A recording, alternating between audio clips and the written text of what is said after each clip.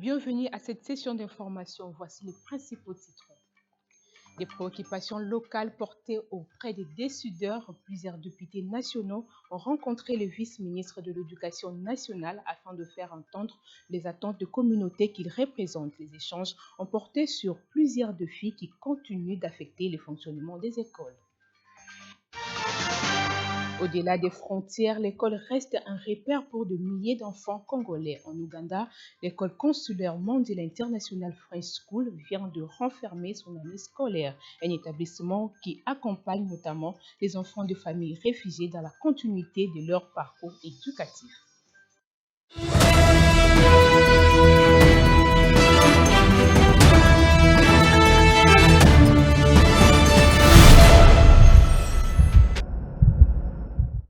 Mesdames et messieurs, bel après-midi. Une école performante commence souvent par une écoute attentive des réalités du terrain.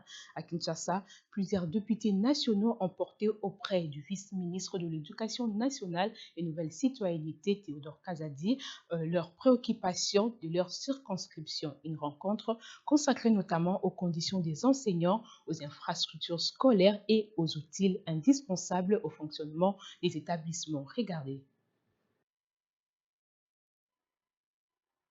L'école reste au cœur des attentes exprimées par les populations à travers leurs représentants. Reçus par le vice-ministre de l'Éducation nationale et Nouvelle Citoyenneté, plusieurs députés nationaux ont porté la voix de leur circonscription en mettant sur la table les difficultés qui affectent encore le fonctionnement des établissements scolaires dans les provinces du Kasaï central et du Sud Kivu. Salaire des enseignants, infrastructures scolaires et disponibilité des bulletins figurait parmi les principaux dossiers évoqués au cours de cette séance de travail. Nous avions été ici il y a de cela 3 mois avec les collègues de la circonscription électorale de Kazumba au Kasaï central pour faire le suivi de la question de la création de la province éducationnelle Kasaï central 3. Et une promesse nous a été faite pour dire bientôt et cette décision sera prise. Parce que vous êtes sans ignorer que les enseignants de Kazumba quittent une longue distance pour arriver à Luiza, de percevoir l'air dû. Aujourd'hui, vous voyez qu'il se pose un problème énorme avec cette histoire de distance. Parfois, les agents payés sont braqués. Parfois, la Caritas, qui est censée payer à temps aujourd'hui, elle organise des manœuvres que je ne sais pas dire devant la télé. Mais au travers des échanges, nous avions compris que l'idée que nous avions, il faudrait créer des agences de proximité pour permettre aux enseignants, à temps voulu par le président de la République, Félix-Antoine Tshisekedi Tshilombo, pour que chaque enseignant soit payé, qu'il soit aussi payé. Il y avait plusieurs doléances de ma base, notamment la problématique liée au dossier des bulletins et la prise en charge des enseignants. Je parlais avec le ministre et il m'a rassuré que notre gouvernement continue à prendre à 100% les problèmes de bulletins des élèves. Donc il n'y a pas à payer et sont en route bientôt là. Les écoles vont réceptionner les bulletins pour mettre à la disposition des élèves. Cette démarche s'inscrit dans la volonté de rapprocher les préoccupations du terrain des instances de décision avec l'objectif d'améliorer durablement les conditions de l'enseignement dans les zones concernées. Autre initiative, les matériaux locaux peuvent eux aussi contribuer à bâtir l'école de demain. À Kisantu, enseignants, techniciens et communautés participent à une formation consacrée à la fabrication de briques de terre compressées et stabilisées. Une approche qui associe apprentissage, pratique et développement d'infrastructures scolaires durables. Regardez. Construire des écoles tout en transmettant un savoir-faire aux communautés. C'est le pari du chantier école consacré à la fabrication des briques de terre compressées et stabilisées lancé à l'école primaire Musongo à Kisantu dans la province éducationnelle du Congo central 3 sous l'impulsion du ministère de l'Éducation nationale et Nouvelle Citoyenneté avec l'appui du projet PRIS. Au-delà de la construction des infrastructures scolaires, cette initiative entend former des artisans locaux appelés à transmettre ces techniques dans leur communauté. Le chantier école que nous lançons aujourd'hui est stratégique, à plus d'un titre. D'abord, parce qu'il relie directement la formation à l'action. Il fait de l'apprentissage un acte vivant, utile et immédiatement applicable. parce qu'il répond à une ambition essentielle, doter nos enfants d'infrastructures scolaires sûres. À terme, 12 écoles seront construites dans les différentes provinces éducationnelles du Congo central grâce à ce dispositif. Les bénéficiaires sont également appelés à s'approprier ces infrastructures afin d'en assurer la préservation et la pérennité. Nous avons fait la cartographie de la province parce que le projet va intervenir sur toute l'étendue de la province du Congo central. Nous aurons un chantier école ici. Nous allons avoir un autre dans le Congo central 2 et pour le Congo central 3, compte tenu du nombre des écoles qui est important, nous avons subdivisé la province en 2. Notre rôle en tant qu'équipe de coordination sera de veiller à la bonne organisation des activités, au respect du calendrier, à la mobilisation des acteurs, à la disponibilité des outils nécessaires ainsi qu'au suivi des résultats attendus dans les différents sites. Prévue jusqu'au 23 juillet, cette formation réunit les acteurs éducatifs, les techniciens et les représentants des communautés autour d'un même objectif: promouvoir des infrastructures scolaires plus accessibles, durables et adaptées aux réalités locales. Direction maintenant l'Ouganda. Même loin de leur pays, des milliers d'enfants congolais poursuivent leur parcours scolaire. À Kampala, l'école consulaire Mandela International French School a célébré la fin de l'année scolaire 2025-2026. Pour de nombreuses familles déplacées par le conflit, cet établissement représente bien plus qu'une école, un espace de stabilité, d'apprentissage et d'espoir. Mandela International French School est une école congolaise évoluant à Kampala avec à son sein la plupart d'élèves, cadres et agents réfugiés dans cette partie frontalière à la RDC. La cérémonie de proclamation des résultats a commencé par ces mots de Richel Bangala Wawina, préfète d'études.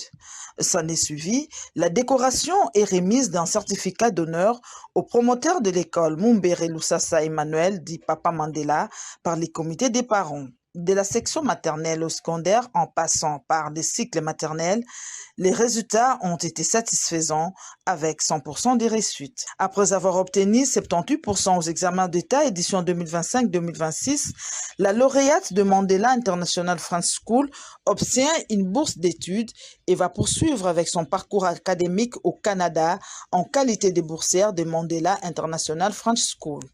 La cérémonie s'est déroulée en présence des parents, élèves et même les personnels diplomatiques de l'ambassade de la RDC en Ouganda et bien d'autres partenaires. Mandela International French School a également ouvert une université qui est opérationnelle depuis 2025.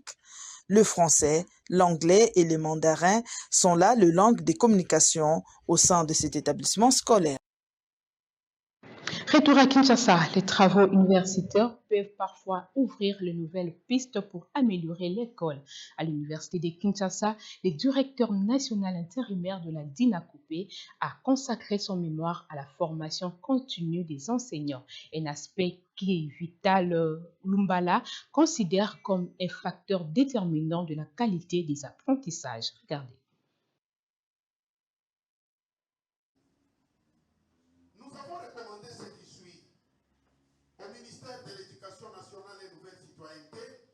L'université de Kinshasa a vibré ce samedi à l'occasion des soutenances des diplômes d'études supérieures d'ES du chef de travaux Vital Lumbala Kadiata. Étudiant régulièrement inscrit dans la faculté de psychologie et des sciences de l'éducation, département de psychologie. Un véritable éducateur, le chef de travaux Vital Lumbala a parlé sur le thème du sujet formation continue et qualité de l'enseignement primaire dans quelques écoles de la province éducationnelle de Lukunga. Les enjeux que nous venons de traiter prouvent réellement que le terrain a un besoin ardent pour outiller l'enseignant.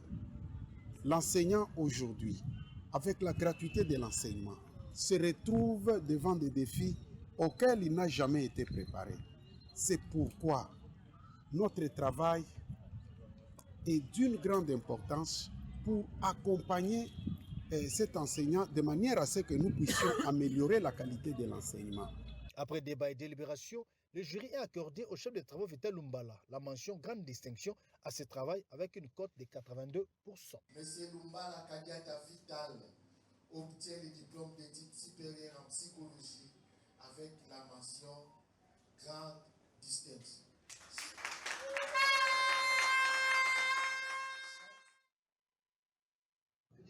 Parlons à présent de l'actualité parlementaire. Les députés nationaux poursuivent l'examen de plusieurs textes jugés stratégiques pour le pays.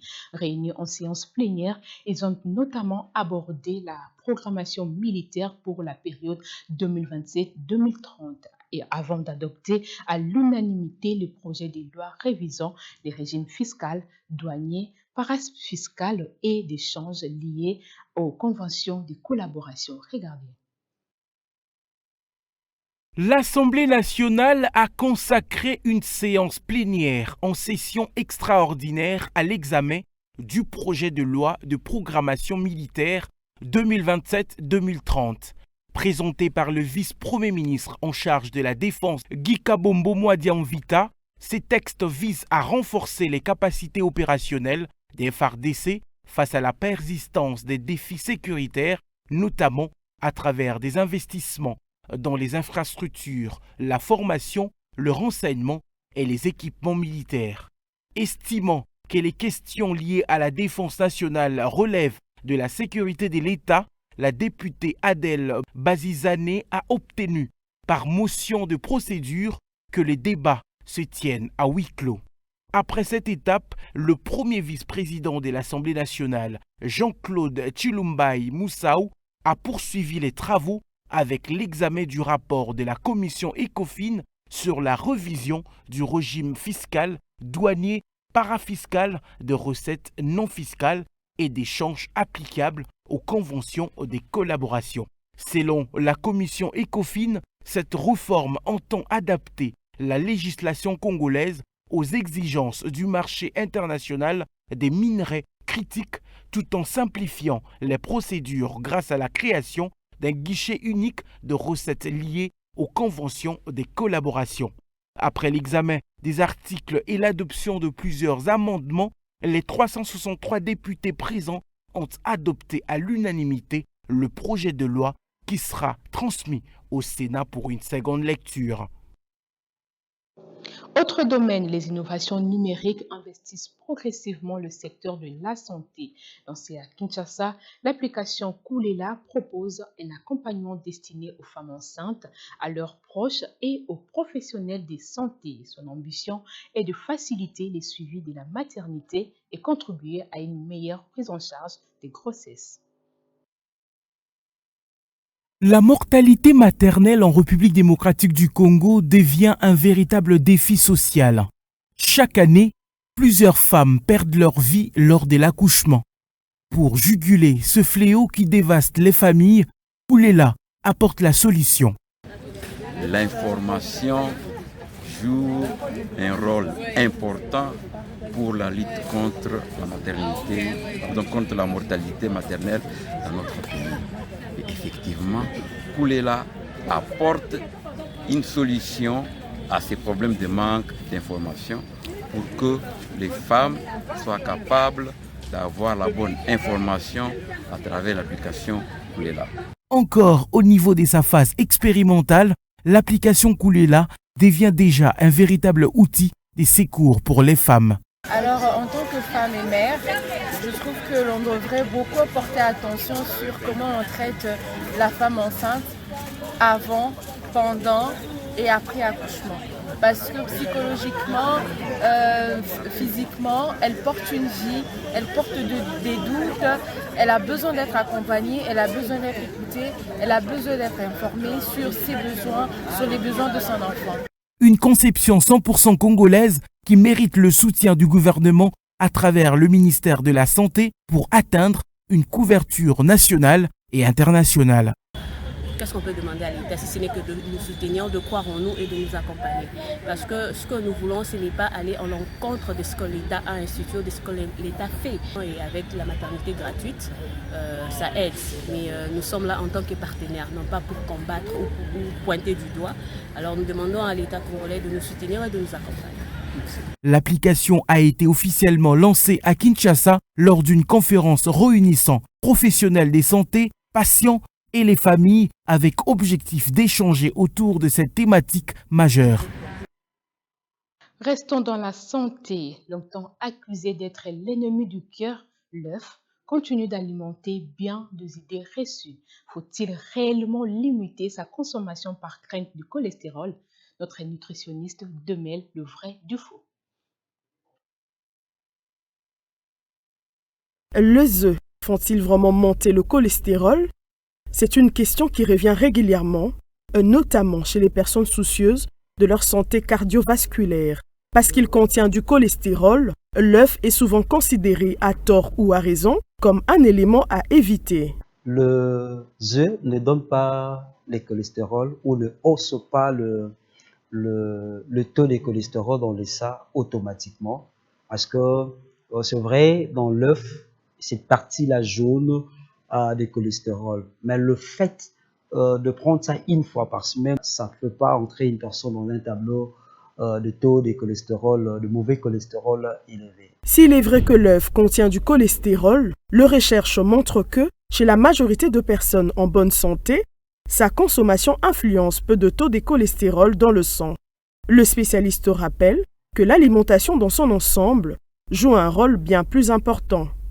Le problème, c'est l'équilibre dans l'alimentation. Nous disons, pour qu'il y ait équilibre dans notre organisme, il faut variété plus modération. Variété plus modération fait l'équilibre. C'est-à-dire, il faut toujours modérer ce que vous êtes en train de manger. Le véritable facteur de risque reste surtout dans les excès de graisses saturées et les mauvaises habitudes alimentaires. Consommé avec modération, dans le cadre d'une alimentation équilibrée, l'œuf constitue au contraire une excellente source de protéines, des vitamines et des nutriments essentiels. Terminons cette édition par les sports. Le rideau est tombé sur le 42e championnat d'Afrique de club vainqueur de Coupe de handball. À Kinshasa, les Angolaises de Petro Atlético conservent leur titre chez les dames, tandis que l'étoile du Congo s'impose chez les messieurs. Les représentants de la RDC quittent la compétition avec 2 médailles de bronze. Les rideaux de la 42e édition du championnat d'Afrique des clubs vainqueurs de coupe sont tombés sur une semaine de spectacles et de passions à Kinshasa. Chez les dames, le Petro Atlético de Luanda a une nouvelle fois confirmé sa suprématie sur le handball africain. Les Angolaises ont dominé l'AS Otoyo du Congo-Brazzaville sur le score de 32-27, s'adjugeant ainsi un nouveau titre continental. Malgré la défaite, l'AS Otoyo quitte la compétition avec les honneurs après un parcours remarquable. La finale masculine a tenu toutes ses promesses, solide défensivement et réaliste dans les moments décisifs. L'étoile du Congo a pris les meilleurs sur FAP du Cameroun, 19-16, décrochant ainsi les trophées continentaux devant un public quinois conquis. Un peu plus tôt, avant ces deux finales, les représentants de la République démocratique du Congo ont également des motifs de satisfaction lors des matchs de classement. La jeunesse sportive de Kinshasa, JSK, s'est emparée de la 3e place chez les messieurs en battant les Moutanda du Maroc 32-26. Le Handball Club Héritage a également terminé sur le podium chez les dames en battant 25-24 les FAP du Cameroun, concluant ainsi leur campagne par une victoire lors du match de classement. Pour une première organisation intercongolaise, cette 42e édition restera comme une réussite avec une compétition de haut niveau et un public quinois qui a vibré jusqu'au coup des sifflets final. C'est ainsi que s'achève cette édition. Merci de l'avoir suivi. Excellente suite de programmes sur EduTV, votre chaîne dédiée à l'éducation.